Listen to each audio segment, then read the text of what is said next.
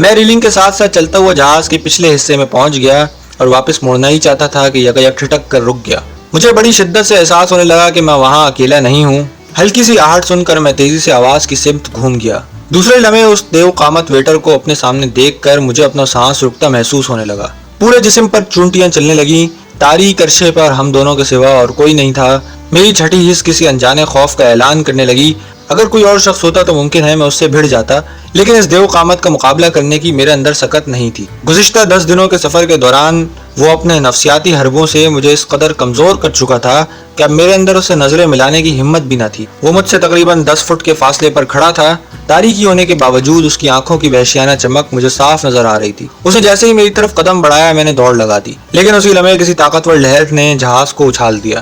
میں اپنا توازن برقرار نہ رکھ سکا اور چکنے فرش پر لڑکتا ہوا ٹھیک اس کے قدموں میں جا گرا۔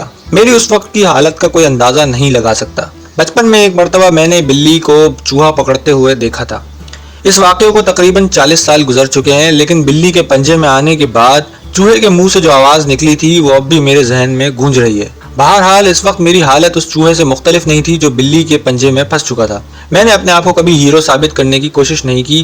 بچپن اور لڑکپن میں بھی ہنگاموں سے ہمیشہ دور رہنے کی کوشش کرتا تھا۔ دنگا فساد میری فطرت میں کبھی شامل نہیں رہا۔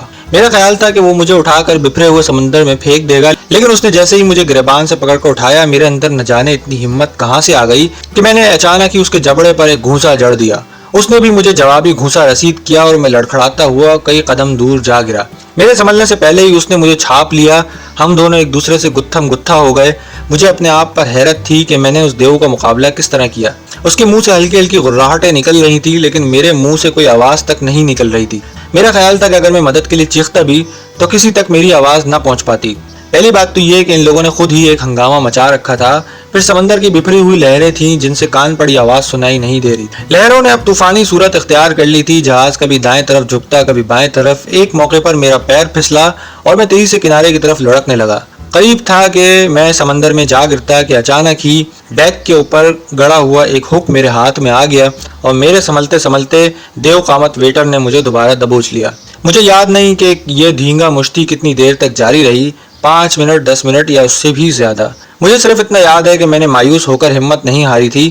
میں موت سے پنجہ آزما تھا اور مجھے لڑنا تھا۔ یہ عجیب بات تھی کہ گزرنے والے ہر لمحے کے ساتھ میری ہمت بڑھتی جا رہی تھی اور میں اب اس پہ حاوی ہوتا جا رہا تھا، لیکن دفتن اس کے فولادی گھوسے کی ضرب میری کنپٹی پر لگی اور مجھے یوں محسوس ہوا جیسے آنکھوں کے سامنے سینکڑوں سورج بیک وقت طلوع ہو گئے ہوں۔ میں لڑکھڑاتا ہوا ریلنگ سے جا ٹکرایا۔ اسی لمحے اس دیوزاد نے میرے اوپر چھلانگ لگا دی، لیکن اسے گرفت جمانے کا موقع دیے بغیر میں نے اپنی تمام تر قوت مجتمع کر کے اسے پوری قوت سے اچھال دیا۔ وہ دھپ کی آواز سے کہیں جا گرا۔ میرا خیال تھا کہ وہ مجھ پر دوبارہ حملہ کرے گا، لیکن کئی سیکنڈ گزر گئے۔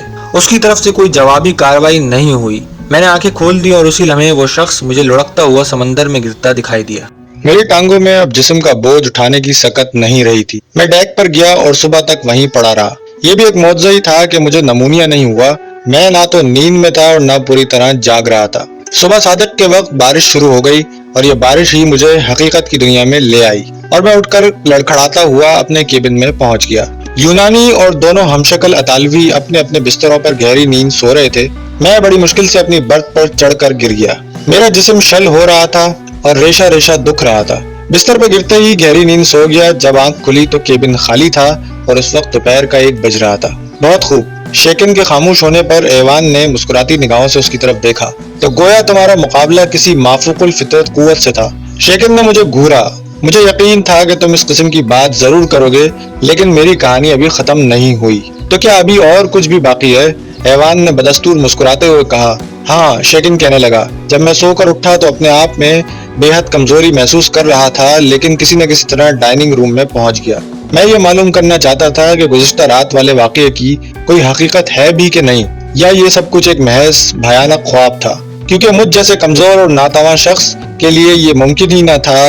اس جیسے دیو قامت شخص کو اٹھا کر پھینکنا تو درکنار، اسے اپنی جگہ سے ہلا بھی نہیں سکتا تھا۔ اس وقت دوپہر کا کھانا ہو رہا تھا۔ میں اپنے مخصوص میز پر بیٹھ گیا۔ ابھی میں ٹھیک طرح سے کرسی سنبھال کر بھی نہیں بیٹھ سکا تھا کہ ویٹر پہنچ گیا۔ یہ وہ ویٹر نہیں تھا جہاز کے ریسٹورانٹ کے مخصوص یونیفارم میں ملبوس۔ یہ ویٹر میری طرح پستہ قد اور کمزور جسم کا مالک تھا اور ہونٹوں پر دوستانہ مسکراہٹ بھی تھی۔ اس نے مینیو کارڈ میری طرف بڑھاتے ہوئے نہایت شائستہ لہجے میں دریافت کیا، کہ میں اس وقت کیا کھانا پسند کروں گا۔ میں چند لمحے اس کی طرف دیکھتا رہا، پھر ٹوٹی پھوٹی فرانسیسی اور جرمن زبان میں دیو قامت ویٹر کے بارے میں دریافت کرنے لگا، لیکن وہ ہسپانوی کے علاوہ کوئی زبان نہیں سمجھتا تھا۔ میں نے اشاروں میں اپنا مطلب واضح کرنے کی کوشش کی، مگر اس طرح بھی کوئی خاطر خواہ نتیجہ نہیں نکل سکا۔ بالآخر میں نے ان چیزوں کا آرڈر دے دیا جو میں اس وقت کھانا چاہتا تھا۔ میرے آرڈر کی تعمیل میں چند منٹ سے زیادہ نہیں لگے۔ اس طویل سفر کے دوران میں نے پہلی مرتبہ پیٹ بھر کر کھانا کھایا اور اس کے بعد وہی ویٹر مجھے سرو کرتا رہا۔ اس دوران موقع پا کر میں نے ایک اور ویٹر سے اس دیو قامت ویٹر کے بارے میں دریافت کیا۔ وہ چند لمحے تو حیرت سے میری طرف دیکھتا رہا، پھر اس نے بتایا کہ اس حلیے کا کوئی ویٹر اس جہاز پر کام نہیں کرتا۔ اس ویٹر نے ایک اور دلچسپ انکشاف کیا، وہ یہ تھا کہ سفر کے دوران 10 دن تک میں تو اپنے کیبن سے نکلا ہی نہیں۔ میری فرمائش پر کھانا وغیرہ کیبن ہی میں پہنچایا جاتا رہا۔ کمال ہو گیا۔ شیکن کے خاموش ہونے پر ایوان چونک اٹھا۔ کیا تم نے کسی اور ویٹر سے اس بات کی تصدیق کری؟ ہاں، میں نے پھر اپنے بارے میں تفتیش شروع کر دی۔ میں نے بہت سے لوگوں سے دریافت کیا۔ ہر شخص کا ایک ہی بیان تھا کہ سفر کے پہلے 10 دن تک تو میں اپنے کیبن سے باہر نہیں نکلا۔ میرے کیبن میں میرے یونانی ساتھی اور دونوں ہمشکل اطالویوں نے بھی اس بات کی تصدیق کر دی۔ میں ہر وقت اپنے کیبن میں بیٹھا سمندر کی لہروں کو گھورتا رہتا تھا۔ یہ واقعی عجیب بات ہے، ایوان نے اس کا چہرے کو دیکھتے ہوئے کہا۔ کیا جہاز کے مسافروں میں اس حلیے کا کوئی شخص نظر آیا؟ میں نے بندرگاہ پر اس قد و قامت کے ایک شخص کو جہاز سے اترتے دیکھا تو تھا، مگر اس کا چہرہ نہیں دیکھ سکا۔ شیکن نے جواب دیا۔ جہاز بندرگاہ پر کب لنگر انداز ہوا تھا؟ آج دوپہر کو۔ اور تم کہاں ٹھہرے ہو؟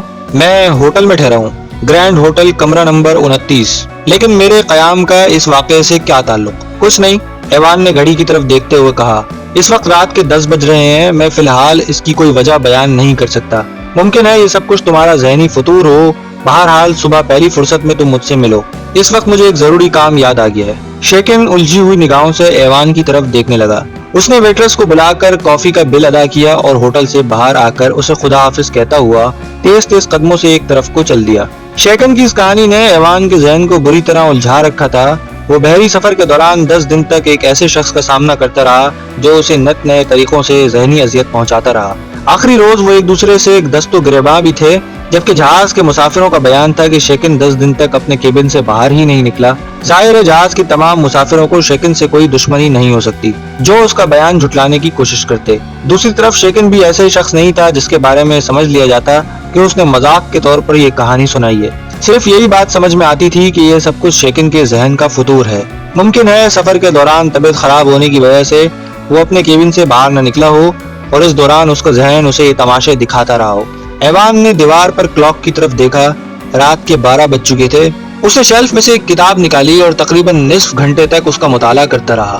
اس کا خیال تھا کہ اس کتاب سے اسے شیکن کی صورتحال سمجھنے میں کچھ مدد ملے گی، لیکن کوئی خاطر خواہ نتیجہ ہاتھ نہ آ سکا۔ اچانک اس کے ذہن میں ہنٹ کا خیال ابھرا۔ وہ پرسرار علوم کا ماہر تھا، ممکن ہے اس کی کوئی توجہ تلاش کر سکے۔ یہ خیال آتے ہی اس نے فون کا ریسیور اٹھایا اور ہنٹ کا نمبر ڈائل کرنے لگا۔ وہ غالباً جاگ رہا تھا اور فون سے زیادہ دور بھی نہ تھا کیونکہ دوسری ہی گھنٹی پر اس نے کال ریسیو کر لی۔ ہیلو ہنٹ، تم زیادہ مصروف تو نہیں؟ ایک مسئلے پر بات کرنی ہے۔ یقیناً کوئی اہم مسئلہ ہوگا ورنہ تم اس وقت فون نہ کرتے۔ کہو کیا مسئلہ ہے؟ ہنٹ کی آواز سنائی دی۔ ایوان نے تفصیل سے شیکن کی کہانی سنائی۔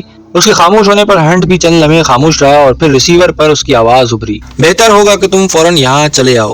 میرے خیال میں تمہارا دوست دانستہ طور پر کسی معاملے میں الجھ چکا ہے جو اس کے لیے جان لیوا بھی ثابت ہو سکتا ہے۔ مزید کچھ سنے بغیر ایوان نے ریسیور پٹخا اور باہر کی طرف دوڑ لگا دی۔ اس وقت 1:20 ہو چکے تھے۔ شیکن کا چہرہ خوف کی شدت سے اس طرح سفید ہو رہا تھا جیسے جسم کا سارا خون نچڑ چکا ہو۔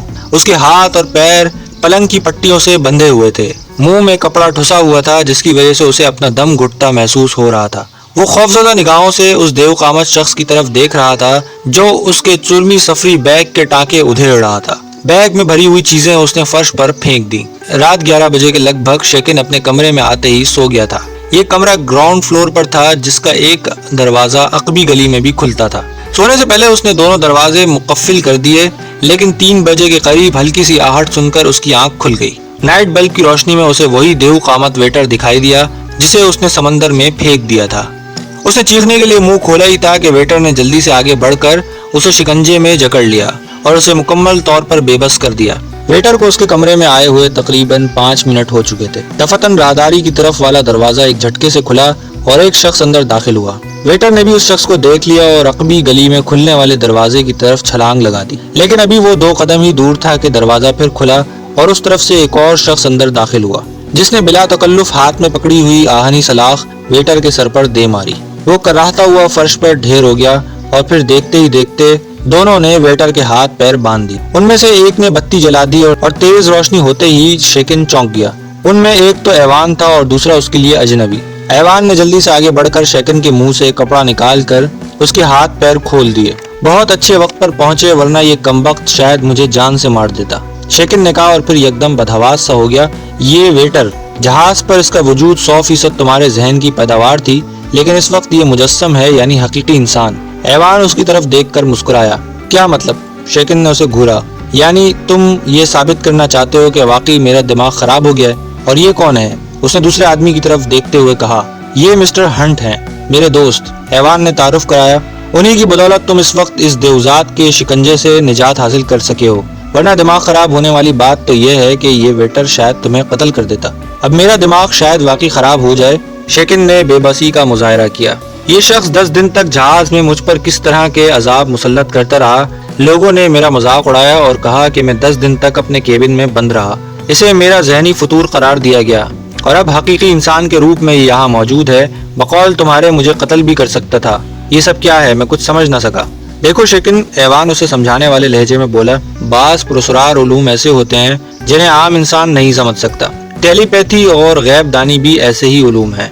इस मौजू पर मैं जब भी बात करता हूँ तुम मेरा मजाक उड़ाते हो, लेकिन बहरी सफर के दौरान 10 दिन तक तुम जिस जहनी अजियत का शिकार रहे वो टेलीपैथी का कमाल था। ये एक ऐसा इल्म है जिसके जरिए आमिल किसी भी शख्स के दिमाग पर कब्जा कर सकता है। उसकी हरकत, सकनात और उसके ख्यालात फिर उस आमिल के ताबे होते हैं। मामूल वही सोचेगा जो आमिल चाहेगा। जहाज के मुसाफिरों का ये बयान दुरुस्त है कि सफर के दौरान पहले 10 दिन तक तुम अपने केबिन में बंद रहे और इस दौरान तुम्हें जो वाकयात पेश आते रहे वो भी अपनी जगह दुरुस्त हैं। या तो तुम्हारा दिमाग चल गया है या मुझे बेवकूफ साबित करने की कोशिश कर रहे हो। शेकिन ने उसे घूरा। मैं तुम्हें समझाता हूँ, ऐवान मुस्कुराते हुए बोला। ये शख्स बहुत बड़ा स्मगलर और टेलीपैथी का माहिर है। उसने बेहोश वेटर की तरफ इशारा किया।